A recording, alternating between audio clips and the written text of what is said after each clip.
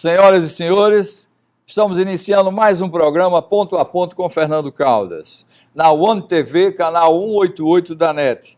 Nosso programa é transmitido toda terça e quinta-feira às 7 horas da manhã e repetido às sextas e domingos às 22 horas.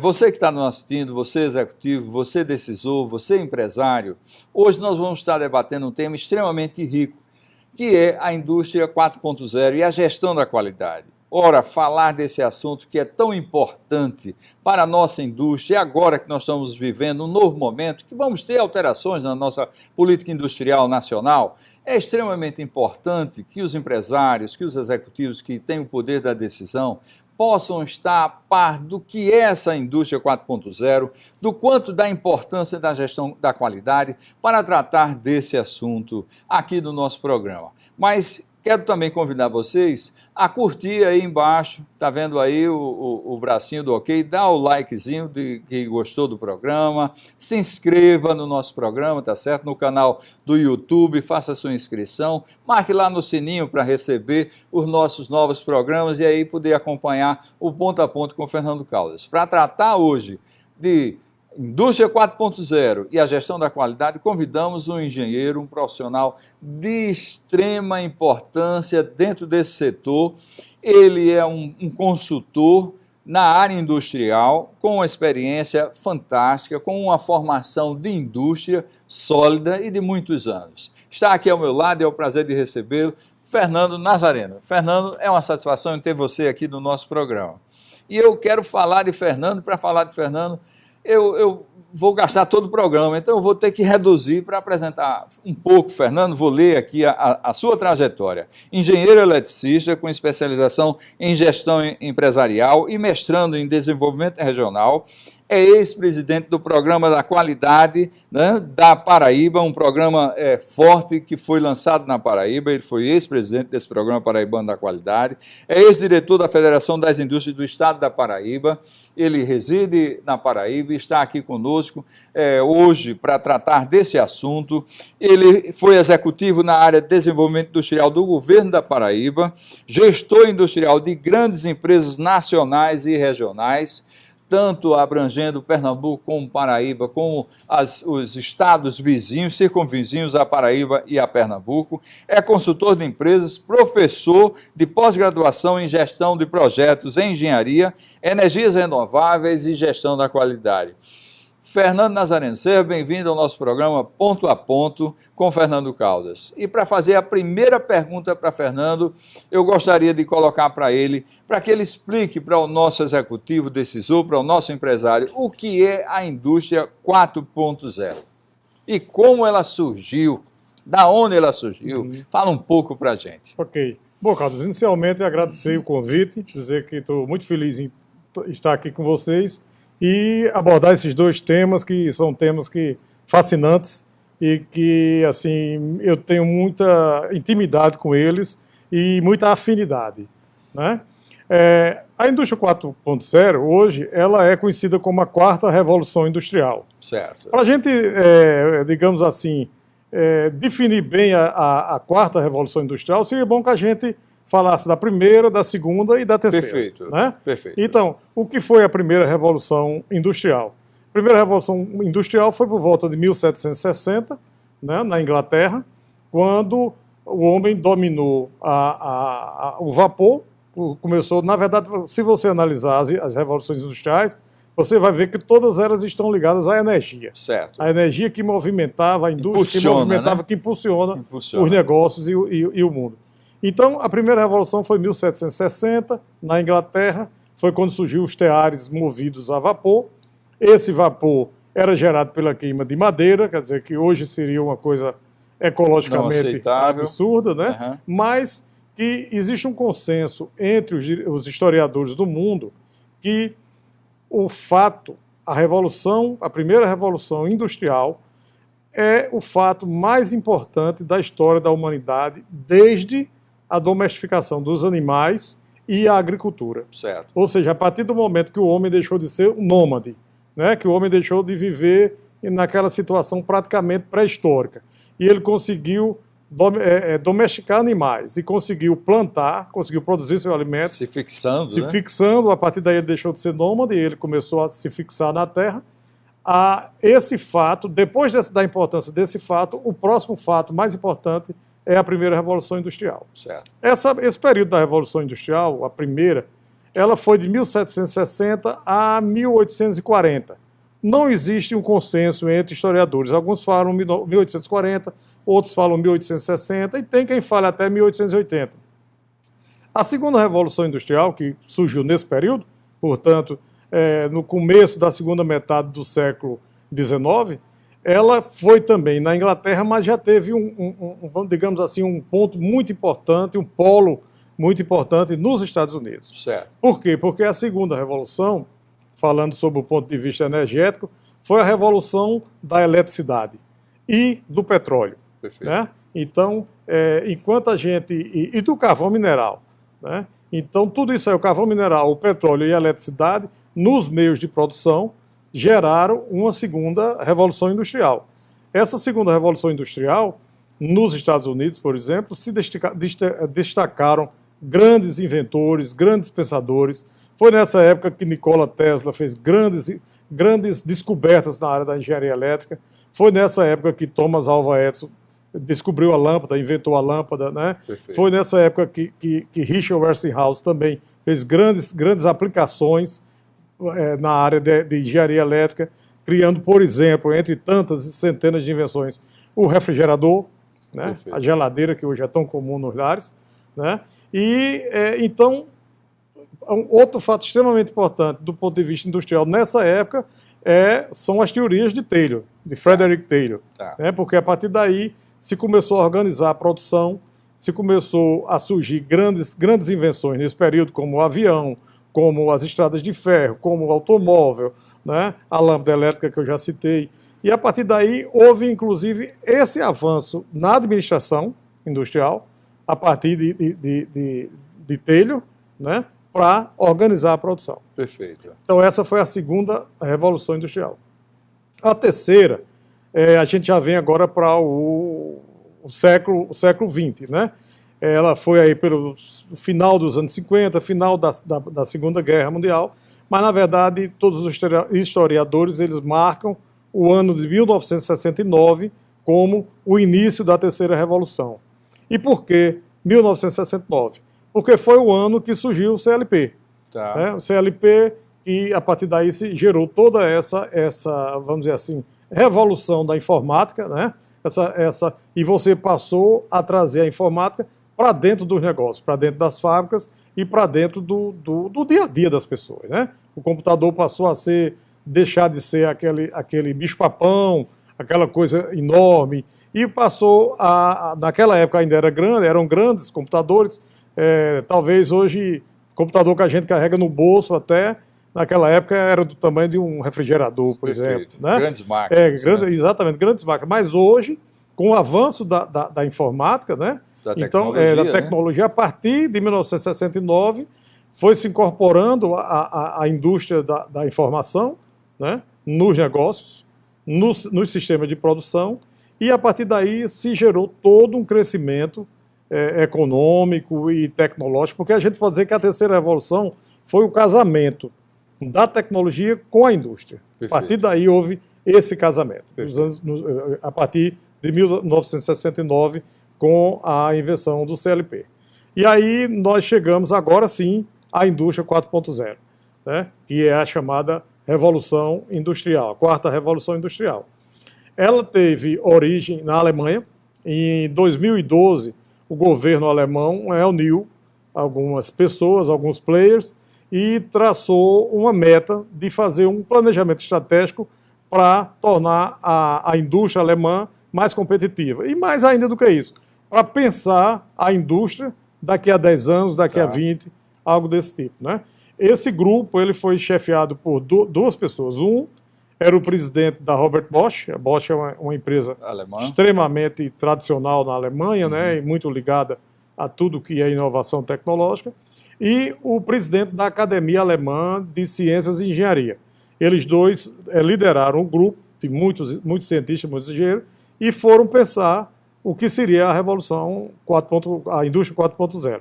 Ela foi oficialmente lançada na Hannover Messe de 2013, ou seja, na Feira de Hannover, sim, que é uma feira extremamente importante a nível mundial, né? E é uma feira que se lança o que existe de mais moderno na indústria e até na vida das pessoas, né? Todos os benefícios, mesmo em outras áreas, porque nós vamos ver ao longo da nossa conversa que quando a gente vai falar de indústria 4.0, nós não estamos falando apenas de indústria nem de fábrica, né? Uhum. Na verdade, a quarta revolução industrial, ela é uma revolução no modo de viver das pessoas, né? Então, a partir de 2013, surgiu, oficializou-se o lançamento da quarta revolução industrial, que é a indústria 4.0. Quais são os pilares da indústria 4.0, Fernando? Fala um pouco para a gente. Na verdade, é o seguinte, vamos falar primeiro não só dos pilares, porque é uma questão mais técnica, mas do que faz a indústria 4.0 do ponto de vista do macro. Tá. Do macro, né? Você tem na indústria 4.0 uma coisa extremamente importante que é a interoperabilidade. É um nome um pouco usual, mas significa que você vai poder operar várias unidades, né, que sejam fábricas, que sejam qualquer outro negócio, qualquer outra atividade, você vai poder operar entre elas. Certo. Elas vão poder se comunicar, elas vão poder trocar informações, elas vão poder trocar dados. Então, a indústria 4.0, a primeira característica dela é a interoperabilidade. Perfeito. Ela tem uma outra característica extremamente importante, que é a virtualização. A indústria 4.0 ela sempre cria um mundo virtual paralelo ao mundo real. Certo. E esse mundo virtual vai servir exatamente para você fazer simulações, para você analisar resultados, para você ver o comportamento virtual daquilo que existe de real, né? Por exemplo, nós estamos nesse estúdio aqui. Então, o que seria uma virtualização? Você tem computadores, você tem uma série de sensores aqui, e eles fariam a reprodução desse ambiente, de mim, de você aqui, das câmeras, dos técnicos, e fariam isso no ambiente virtual. Certo. Certo? E a partir desse ambiente virtual se pode simular reações, se pode simular movimentos, enfim. Isso acontece muito na área industrial. Outro ponto importante da indústria 4.0 é a questão da capacidade em tempo real. Isso que eu falei, dos simuladores, dos sensores, criarem esse mundo virtual, sim, no tempo real. Enquanto nós estamos conversando aqui, já se pode criar um mundo virtual do que é isso aqui que nós temos, né? A outra característica extremamente importante da indústria 4.0 é a modalidade. A gente vai modularizar. Você cria módulos. Principalmente nesse caso bem específico de indústria, se trabalha muito com módulos, né? Então tem uma indústria que pode ter vários módulos, outra que vai produzir um produto semelhante, mais menos complicado, pode ter menos módulos, né? Então esse aí que se baseia a indústria 4.0. Ela tem a interoperabilidade, ela tem o mundo virtual, ela tem a modularização e ela tem o tempo real. Perfeito. Para isso acontecer, nós temos algumas premissas extremamente importantes. Por exemplo, a indústria 4.0, ela trabalha com o que nós chamamos de Cyber Physical System, né, que é um sistema cyber que, na verdade, a partir da virtualização, esse sistema cyber ele consegue interagir entre máquinas e homens. Porque a indústria 4.0, o que ela fez de extremamente importante é que ela conseguiu fazer a interação do mundo virtual com o mundo, digamos assim, físico, real, físico real, e com o mundo biológico. Né? Então, na verdade, nós temos todas essas interações que são extremamente importantes e que ao longo da nossa conversa nós vamos detalhando melhor. A indústria 4.0 promete uma revolução fantástica na área da medicina. Muito bem. Eu vou abrir uma janela para os nossos comerciais, com os nossos patrocinadores, Fernando, e voltaremos em seguida para dar continuidade a essa questão das premissas, né, da indústria 4.0 e entrar no Brasil, né, na indústria brasileira. Vamos aos nossos comerciais. Por favor, nossos patrocinadores.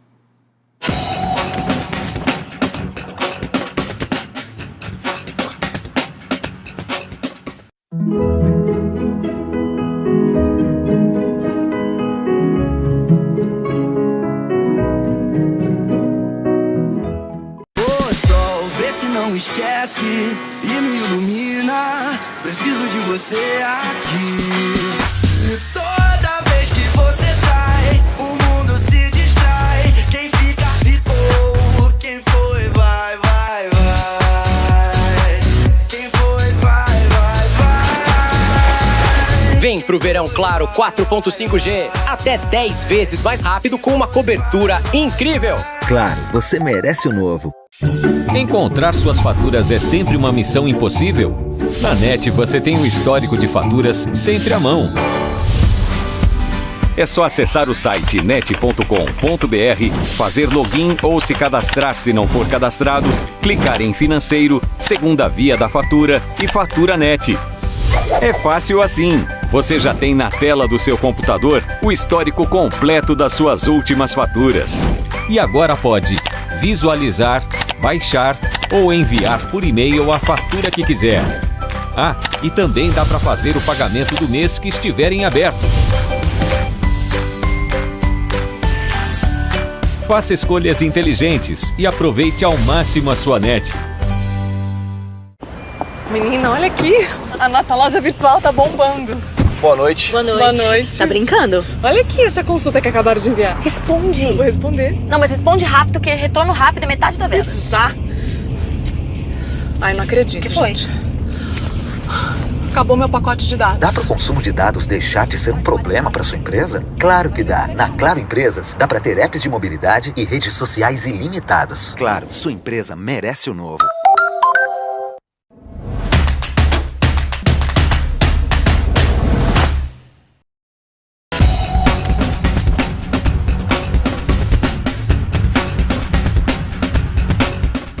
Estamos de volta no nosso Ponto a Ponto com Fernando Caldas, discutindo a indústria 4.0 e a gestão da qualidade. E para entender esse assunto, estamos com Fernando Nazareno, consultor industrial de grande bagagem e experiência nessa área de qualidade e de indústria 4.0. Queremos explorar Fernando para que ele fale um pouco mais sobre as premissas, né, da indústria 4.0 e traga o assunto para o Brasil. Como está o Brasil com a indústria 4.0? Fernando, a palavra é sua. Ok. Veja bem, a questão das premissas da indústria 4.0, e é extremamente importante que se aborde esse assunto, ela se baseia na internet das coisas, tá. Ela se baseia no tempo real, como nós já discutimos, a capacidade de se trabalhar o tempo real, ela se baseia na virtualização, né? Ela se baseia, por exemplo, em impressoras 3D, tá. Extremamente importante a participação, a utilização da impressora 3D na indústria 4.0. Para você ter ideia, hoje as estações espaciais, a Estação Espacial Internacional, ela tem impressora 3D. Isso faz com que uma série de equipamentos e de equipamentos, tipo chave, que eram transportados, hoje se leva a impressora 3D e ela produz o que for necessário, é uma chave de boca, enfim, é um alicate. Lá a própria impressora faz essa peça e se utiliza e se evita todo o transporte. Com né? certeza. Então, assim, a questão, Caldas, que a gente vê muito é o seguinte: no Brasil nós temos que ter muito cuidado, porque muitas vezes as coisas começam a se desvirtuar. Então, eu não estou criticando o nosso país, eu só estou querendo alertar para algumas coisas. Por exemplo, eu tenho visto muito as pessoas falando de indústria 4.0, mas aí, basicamente, o que eu vejo é muita gente falando em modelo de gestão, tá certo? Quer dizer, não existe indústria 4.0 sem investimento, não existe indústria 4.0 sem informática, não existe indústria 4.0 sem internet das coisas, não existe indústria 4.0 sem impressora digital, tudo isso faz parte. E quando você, às vezes... Mas isso é para indústria pequena? Não, né? Pelo visto, não tem espaço para uma pequena indústria. Não, existe espaço para uma pequena indústria. Evidentemente, como toda inovação tecnológica, no começo você tem sempre custos altíssimos. Certo. E esses custos vão se reduzindo.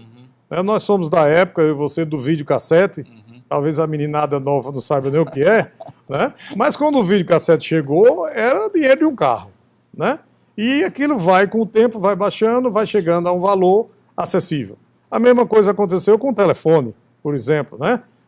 quem também é de uma geração anterior lembra do quanto custava uma linha telefônica fixa. Motorola.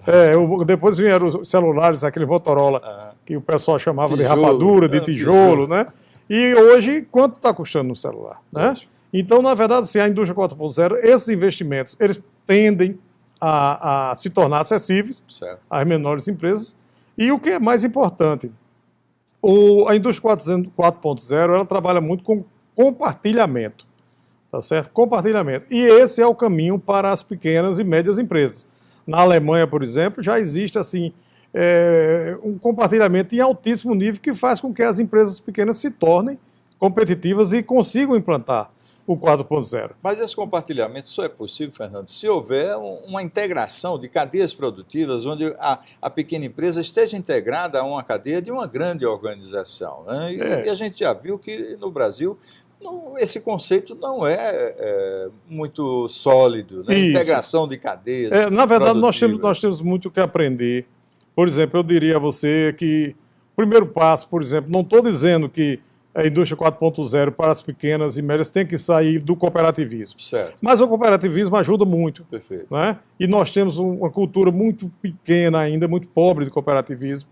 Eu costumo dizer que eu conheço de perto as cooperativas do Paraná, e aí vejo como realmente, talvez no Brasil inteiro, o Paraná que seja mais avançado. Que seja um benchmark em cooperativismo. Né? Nós temos ainda que muito aprender.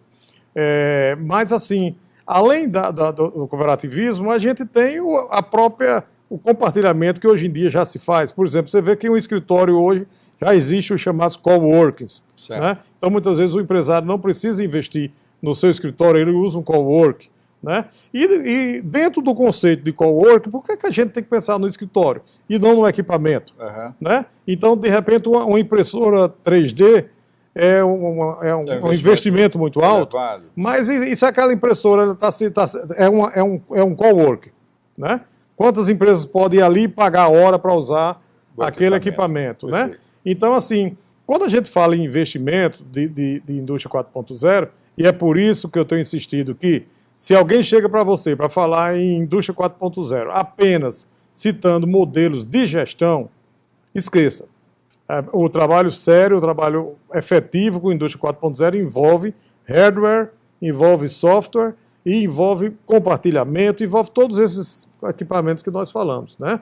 Então, se você vier para grandes indústrias, realmente você tem grandes investimentos. No Brasil hoje, se você me perguntar quais são as principais indústrias que hoje trabalham já o conceito de 4.0. Você tem, por exemplo, a Ambev, foi uma das primeiras que começou a fazer um trabalho no controle de qualidade, no controle de temperatura, desculpa. Você tem a Mercedes-Benz. A Mercedes-Benz é assim um case. Eles têm a fábrica de São Bernardo dos Campos, de caminhões, e tem a de Iracemópolis, que é de veículos, né, de automóveis, os famosos CLA que andam rodando aí. Né? E, na verdade, foi investido só na fábrica de caminhões 500 milhões de reais para se fazer uma indústria 4.0 naquela fábrica. O investimento previsto pela Mercedes-Benz para 2018, 2019, incluindo a fábrica de veículos em Iracemópolis, que é o interior de São Paulo, ela vai dar 2 bilhões e 400 milhões. Poxa. Então, nós estamos falando de números... Só em tecnologia. Só em tecnologia. Só em tecnologia. Então, nós estamos falando em números que não adianta você vir para a nossa realidade nordestina, né? Porque muitas vezes você vender a fábrica não chega a 10% desse valor. Né? Então, qual é o grande, vamos dizer assim, grande avanço, o grande desafio? É baixar custos, fazer a cooperação, não vamos usar o termo cooperativismo, mas a cooperação entre os empresários do mesmo ramo e, a partir daí, se avançar também dentro de uma realidade que você não vai chegar a uma indústria 4.0 padrão, tipo Mercedes-Benz, tipo Ambev, tipo Jeep, se você não começar devagar e naquelas etapas de cada empresa dentro da realidade de cada uma. Sem dúvida. Né? Então, antes de dar um salto desse, tem que eliminar as perdas dos processos atuais, do momento atual. Isso. Inclusive, isso aí você abordou um ponto extremamente interessante, que é a questão da produtividade. Entendeu? O ganho de produtividade com a indústria 4.0, hoje, o Brasil se criou a Associação Brasileira da Indústria Desenvolvimento Industrial, a BDI.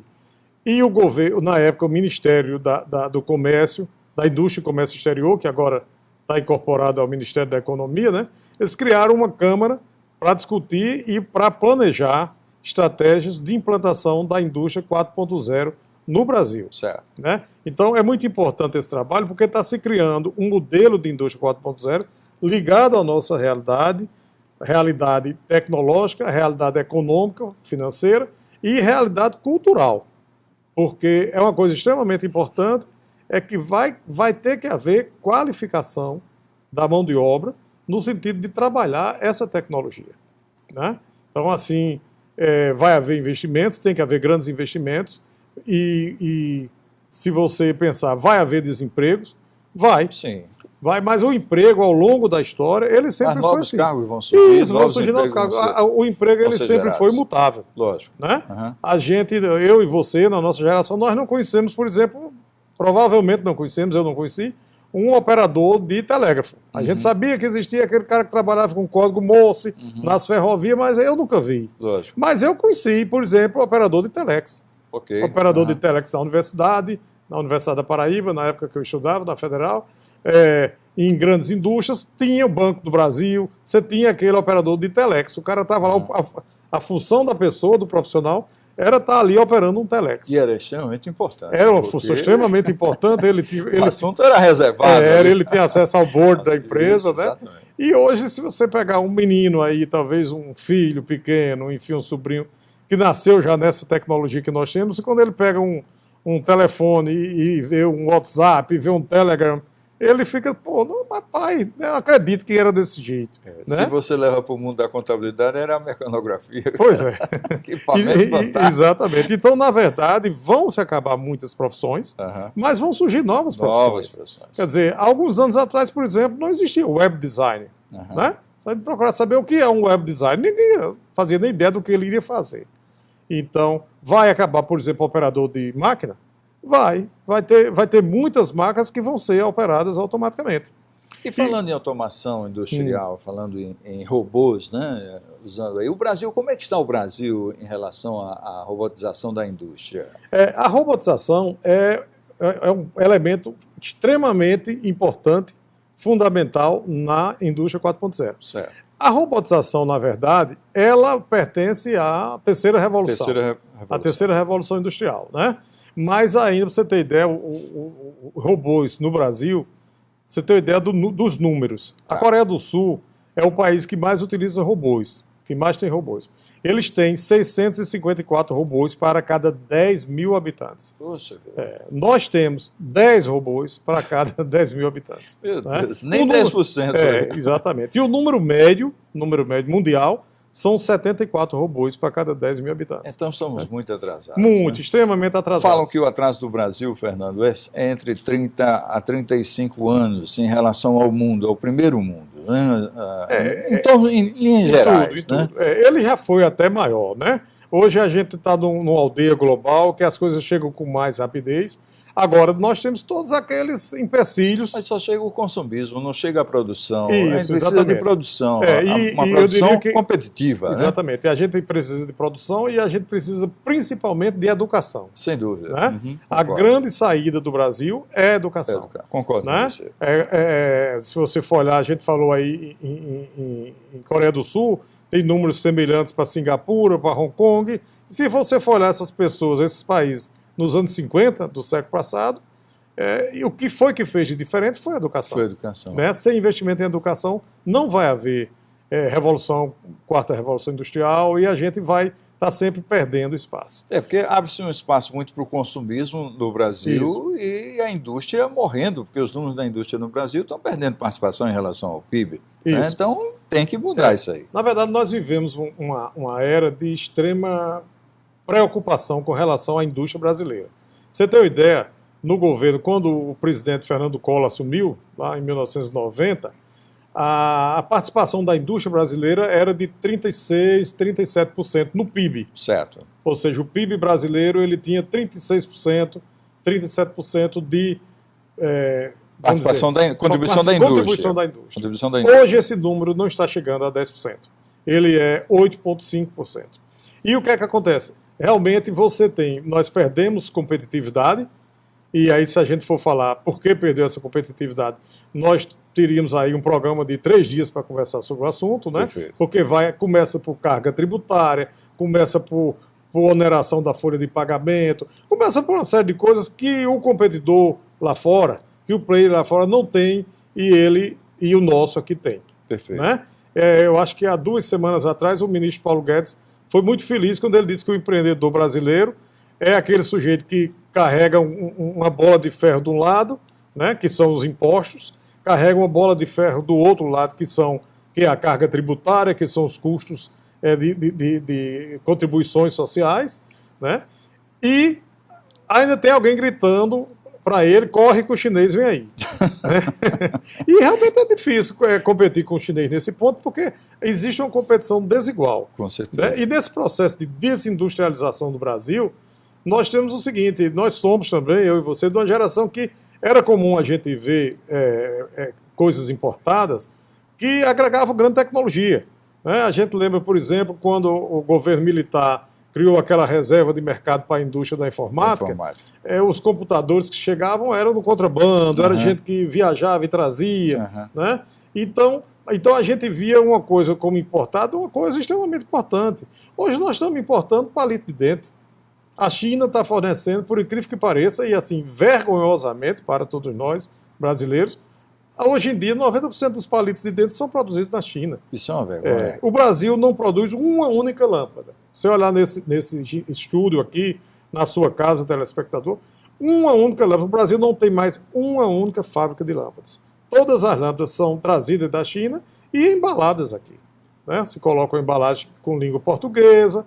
Né? Então, assim, eu acho que o grande desafio... Então precisamos mudar isso radicalmente, antes que acabe de uma vez. Precisamos mudar radicalmente. Se nós estamos comprando, né, a gente vende commodities para a China, e a China remunera a produção de commodities para que o brasileiro gaste esse dinheiro comprando todos os produtos de sua necessidade, não fica nada no Brasil.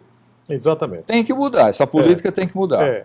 Você tem ideia, até para falar na questão do minério de ferro, né? Quer dizer, nós exportamos milhões de toneladas de minério de ferro que depois voltam para cá como aço. Né? E aí, se você para pensar que a indústria siderúrgica nacional é produto do governo Getúlio Vargas, em 1930. Quer dizer, em 1930... existia gente pensando no Brasil, pensando na indústria. E o aço que faz aqui não serve para fazer o navio. É verdade, exatamente. Os navios, o aço é importado. O aço é importado. É isso.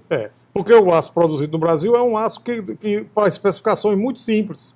Quando você básicas. Básicas. Você precisa de um aço, digamos assim, mais com determinadas características. Você tem que trazer maior resistência, você pega, por exemplo, uma Embraer, ela não vai usar aço brasileiro para fazer os aviões dela. Precisamos mudar isso. Precisamos mudar isso. Vamos para o nosso próximo bloco, tá certo? Vamos abrir o nosso intervalo para os nossos patrocinadores. No nosso próximo bloco, voltamos a discutir esse assunto, Indústria 4.0 e a gestão da qualidade.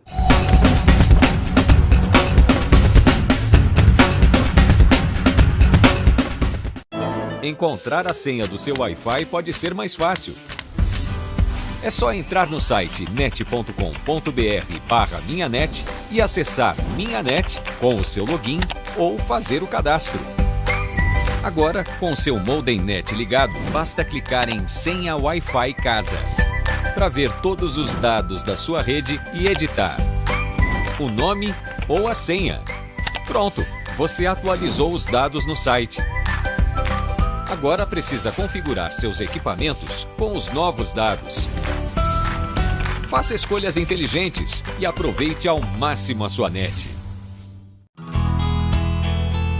Tá vendo esse cidadão? Faz 5 anos que não vai ao médico. Olha outro que também não vai. Vocês dois, sabiam que a sífilis, HIV, hepatites B e C são doenças silenciosas? Então, procurem uma unidade de saúde da prefeitura e vão lá fazer o teste rápido. O resultado sai em 30 minutos. Viram como foi fácil? Mantenha seus exames de rotina sempre em dia. Não deixem para depois. Faça o teste, se cuide e viva melhor. Eu não consigo ver mais onde cortar aqui, viu? Não é possível. Não, deve estar errado isso aqui. Como é que a conta de celular chegou nesse valor aqui? Eu sei lá, esse cara tem amigo no Brasil inteiro, ó. Tem ligação do norte ao sul. A gente vai ter que pagar isso. Você sabe onde achar esse sujeito? Nem eu. Inacreditável. Será que dá para gerenciar os custos de ligações na sua empresa? Claro que dá. Na Claro Empresas, dá para ter gestor online para todas as linhas. Claro, sua empresa merece o novo.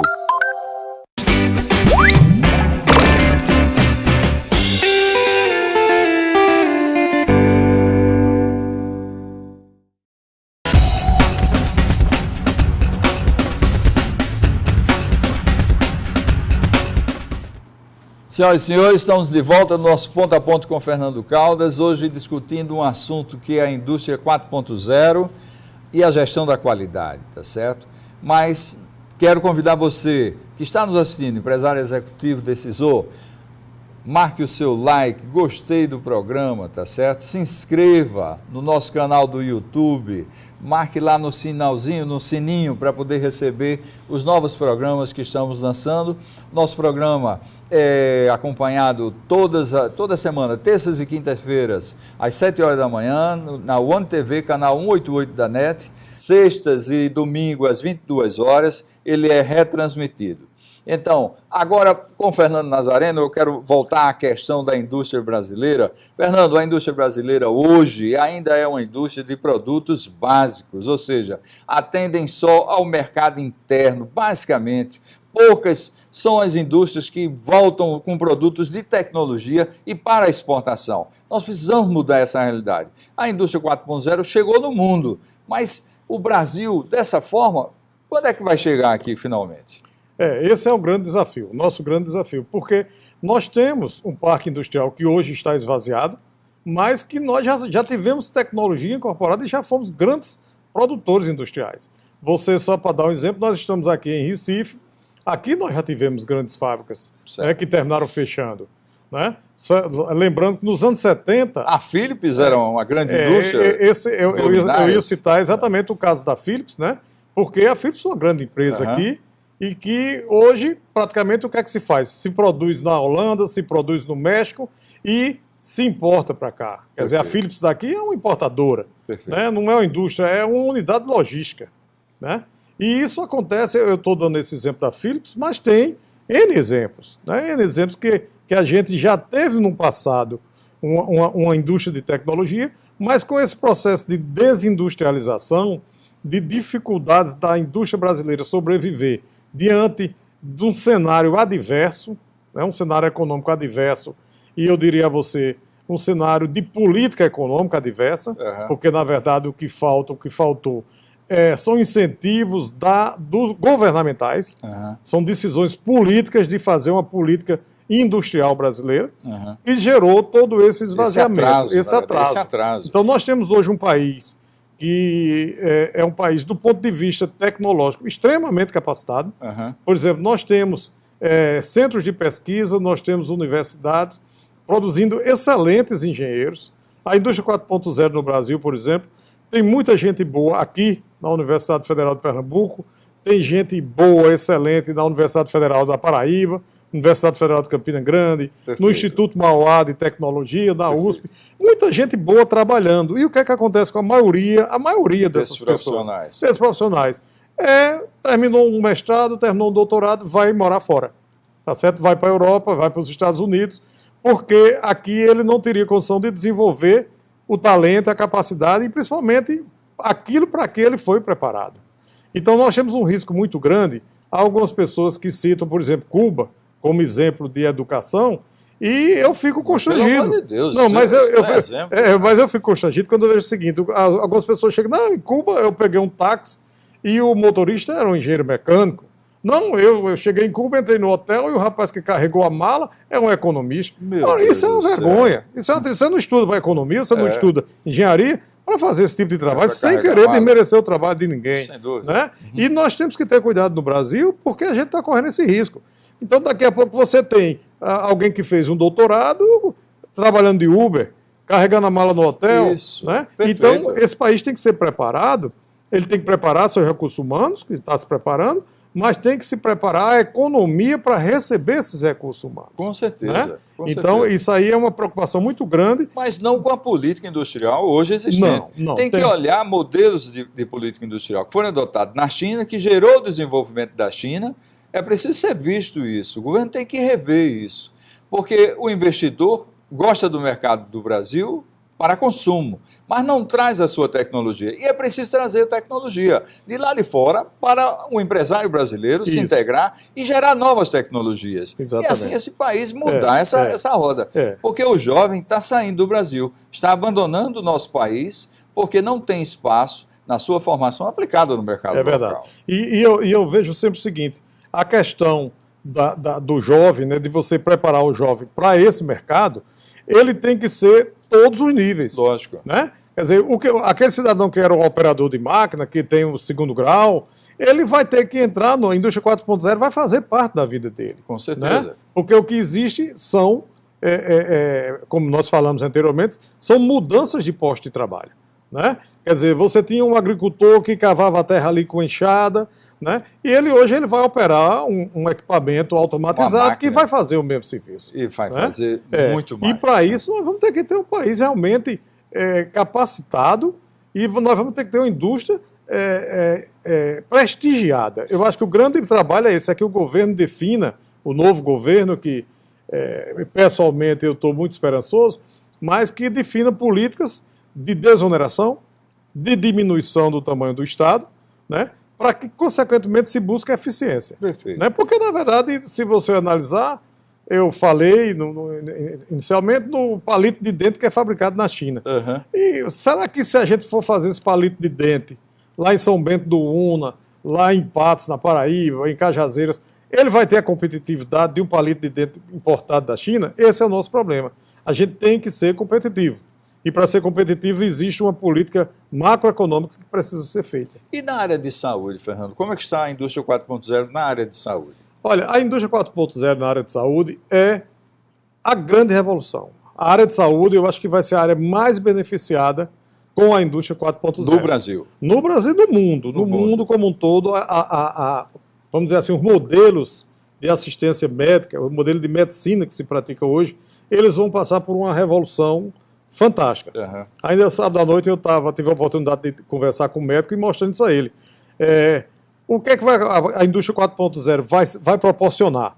Vai proporcionar que você, se está com algum problema de saúde aqui, precisa de uma cirurgia, e você diz, não, eu quero que o cirurgião que me opere seja doutor fulano de tal, lá do Sírio-Libanês. Uhum. Eu estou aqui em Recife, ou eu estou em Campina Grande, ou eu estou em João Pessoa, mas eu quero ser operado por fulano de tal do Sírio-Libanês. E ele vai fazer essa cirurgia lá. Ele não vai precisar sair do Sírio-Libanês para me operar aqui em Recife. Tá certo?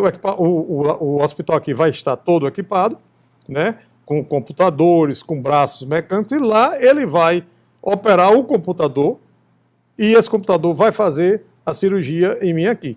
Então, o que se está prevendo com a questão da saúde na indústria 4.0 é uma revolução assim, fantástica, inclusive na redução dos custos, porque, por exemplo, já está havendo uma aplicação muito grande de os telefones celulares ligados à indústria, à saúde. Existem projetos, como eu estava vendo agora recentemente, um do Google, que você vai ter lentes de contatos que vão ser incorporadas nos seus olhos, e aquela lente vai ser capaz de medir seus níveis de colesterol, de glicose, de ácido úrico, de ureia, enfim, todas essas coisas que fazem parte do nosso organismo, né? E a partir daí se tornar muito mais popular e muito mais efetivo os tratamentos. Só concluindo bem rapidamente, hoje em dia já é muito comum já aqui no Nordeste, nos outros centros, em Campina Grande tem 2 empreendimentos sendo construídos nesse modelo, que são, João Pessoa já tem vários, que são aquelas moradias em casas inteligentes, em apartamentos inteligentes. Certo. Né? Então, a internet da coisas proporciona isso. Você pode estar no seu celular, no seu carro, e vai chegar em casa daqui a meia hora, do seu celular você aciona um comando que vai ligar o ar-condicionado de sua casa para deixar a temperatura agradável quando você chegar. E o que é que acontece? A população, principalmente com esses avanços da medicina, que as previsões é que nós atinjamos os 100 anos de idade com muita facilidade. Talvez daqui a 20, 30 anos as pessoas estarão vivendo 100 anos, mas cada vez mais essa população que envelhece, ela tem alguns problemas. Ela tem a questão da Previdência Social, que é melhor não abordarmos aqui, né? Mas você tem a questão das pessoas que vão morar só, e essas pessoas que moram só, elas precisam ser monitoradas, né? Então, a partir daí, hoje, essa tecnologia, que faz parte também da indústria 4.0, você já tem aqui. Você tem edifícios aqui, como eu disse, em Campina Grande nós temos 2 sendo construídos. Inteligentes, né? Inteligentes, que o cidadão que mora, ele bota uma pulseira no braço, um relógio, e se existe, por exemplo, um pico de pressão, automaticamente aquele relógio vai mandar um sinal para um SAMU, que não seria um SAMU, seria o SAMU é um exemplo, né? Perfeito. Uma unidade remota de assistência médica, e a partir dali já manda uma ambulância para aquele local. Os elevadores já são dotados de capacidade de transportar maca.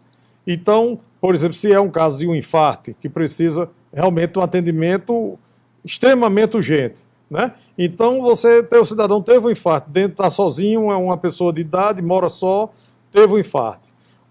A pulseira que ele usa, o relógio que ele usa, vai fazer essa leitura de que ele teve um infarto, vai comunicar à unidade médica, e quando a ambulância for para onde ele mora, ela já vai com o médico, o cardiologista, ela já vai com enfermeiros, ela já vai com os medicamentos que tem que ser dado, tem que ser aplicado naquele momento, e, consequentemente, vai salvar muitas vidas. Então, a questão da medicina, eu acho que vai ser a parte da indústria 4.0 que vai ser mais beneficiada é a área médica. Tomara. A questão dos anestésicos, né? Porque você viu que o nosso grande avanço na medicina foi na segunda Revolução Industrial, quando surgiram os antibióticos, quando surgiram as vacinas, né? A partir daí, com o avanço do antibiótico principalmente, já se conseguiu aumentar muito a expectativa de vida. Os equipamentos, né, de imagem. Isso, né? Então depois vieram os equipamentos de imagem, você tem ideia, a expectativa de vida nos anos 50 era 40 e poucos anos. Outro dia eu até publiquei, só como um negócio engraçado, mas eu publiquei até no meu Facebook uma manchete de um acidente que houve em Manaus, na cidade de Manaus, isso em 1948. E um caminhão invadiu uma casa, né, e a manchete era que o caminhão havia invadido a casa e matou uma idosa de 42 anos. Atropelou e matou uma idosa de 42 anos. Está lá, a manchete está lá, né? Para a gente, os jornais aí, quem quiser procurar nos arquivos vai encontrar. Então, em 1950, quem tinha 40 anos era idoso, né? Então, dentro desse conceito da indústria 4.0, que vai preparar realmente os cuidados com a saúde, as pessoas vão viver muito mais e vão viver melhor. Essa revolução na área de saúde é importante que ela chegue, porque aqui no Polo Médico do Recife, os equipamentos são equipamentos, na sua grande maioria, ainda da década de 80, 90, no máximo, na década de 2000 aí, na história. Uma ressonância magnética, hoje há um tubo que você é jogado naquele tubo. Meu amigo, se você tiver uma crise de pânico ali dentro, vai ser um estresse. Então, tem que existir equipamentos hoje no mundo mais modernos do que esses que são praticados aqui nos grandes centros de medicina do Recife. Na verdade, Fernando, a indústria 4.0, ela anuncia o fim de muitas coisas. Fim de profissões, fim de equipamentos, fim de empresas, fim de negócios. Você, por exemplo, você falou aí na questão da ressonância magnética. Esse equipamento, em muito pouco tempo, ele não vai deixar de existir. Quem tiver, o empresário, dono de hospital, vai jogar fora. Vai para um hospital mais simples. Você já tem a tecnologia de PET scan, né, que vai fazer com que a ressonância magnética seja ultrapassada. Negócios vão se acabar. Ainda não temos aqui, viu? Mas eu tenho fé que tenhamos, né? A gente vai ter, por exemplo, você pega na área de energia, você pega, dando um exemplo, você tinha uma Kodak da vida que produzia filmes, quebrou com os celulares. Né? Quem descia ali no aeroporto de São Paulo e ia para o centro, passava ali em Guarulhos, numa fábrica da Olivetti, que era uma coisa monstruosa, hoje é um shopping, né? Então o computador chegou e quem fazia máquina de escrever quebrou. Acabou. Né? E isso vai acontecer agora, por exemplo, uma empresa, um tipo de indústria que tem pouco futuro hoje em dia, é as concessionárias de energia elétrica. As empresas de distribuição de energia elétrica vão ter muita dificuldade no futuro. Por quê? Porque as pessoas vão gerar sua energia, principalmente solar, energia solar, energia eólica, né? A solar principalmente porque é um tipo de energia que você pode gerar no telhado de sua casa. Com certeza. Né? Então, muitas vezes, hoje as pessoas estão já gerando energia e devolvendo para a concessionária, vendendo para a concessionária. Só que vai chegar uma hora que as pessoas vão gerar sua energia, vão usar e não vão precisar da concessionária. E esse modelo de energia, qual é a revolução? É 3.0? Na verdade, a questão da energia... Os painéis solares. Porque assim, as conquistas tecnológicas é interessante, porque às vezes elas existem há muito tempo, mas... Não foram postas em prática. Não foram postas em prática, principalmente pela dificuldade de custo econômico. Vamos dar um exemplo bem interessante. O telefone celular, ele foi construído, alguns historiadores dizem que foi em 1948, outros dizem que foi em 1956, ou 48 ou 56. Nós vimos ver telefone de celular nos anos 90, né? Ainda aquele nós citamos os grandões daquela época. Mas qual era a dificuldade? Por que não teve telefone de celular antes? Porque não havia bateria. O grande problema da tecnologia para você botar o celular no consumo popular era você produzir uma bateria que coubesse no seu bolso e que durasse pelo menos algumas horas. Muito bem. As primeiras baterias de telefone celular eram do tamanho de uma mala e elas passavam 24 horas carregadas e em 5 horas de trabalho elas descarregavam. Né? Então, a gente tem agora o seguinte, a questão energética é exatamente isso também. A energia solar e a energia eólica são as grandes revoluções que vêm pela frente, mas elas já existem há muito tempo e agora, na verdade, está se tornando economicamente viável. Muito bem. Fernando, eu vou torcer e vamos juntos acompanhar toda essa mudança e a implantação dessa revolução da indústria 4.0 no Brasil. E eu gostaria agora que você desse uma mensagem para o executivo decisor, para o empresário que está nos assistindo. Que mensagem você gostaria de dar, transmitir para eles, Fernando? Olha, primeiro uma mensagem de otimismo e de esperança, né? E otimismo porque nós estamos diante de um admirável mundo novo. Certo. Esse sim é um admirável mundo novo. Quem viver mais 10, 20, 30, 40 anos não vai entender. Da mesma forma que uma criança hoje, uma criança que nasceu já no meio dessa tecnologia, não consegue fazer ideia do que é um telefone de disco, que existia antigamente, quem vai nascer daqui a 20, 30 anos não vai ter ideia do que nós vivemos hoje. Então, assim, a visão que eu vejo é uma visão extremamente otimista. Agora, é uma visão que requer muito trabalho, muito estudo, muita dedicação e investimentos, né? Então, eu acho que, como eu disse inicialmente, hoje passa pela macropolítica econômica. Nós vamos ter que criar um ambiente de negócios favorável no Brasil, porque só um ambiente de negócios favorável, só um país que tenha segurança jurídica, perfeito, que tenha suas autoridades despertem credibilidade lá fora, é que vai trazer o investidor estrangeiro para cá. Perfeito. E o investidor estrangeiro é que vai gerar oportunidades de empregos e oportunidades de investimentos. A indústria 4.0, ela troca muitas informações, porque ela faz as máquinas falarem entre si. Aquela questão da internet da coisa, você tem aqui um computador numa fábrica na Paraíba ou em Pernambuco, e ela vai conversar com uma fábrica semelhante no México, por exemplo. Perfeito. Então vai se discutir, as máquinas falam entre si, as máquinas tomam decisões, inclusive, no piso de fábrica, né? E tudo isso não tem retorno. Isso é um caminho sem volta. É um caminho sem volta. Como eu disse, é um admirável mundo novo e a gente tem que se preparar para isso e ter cuidado para não comprar gato por lebre.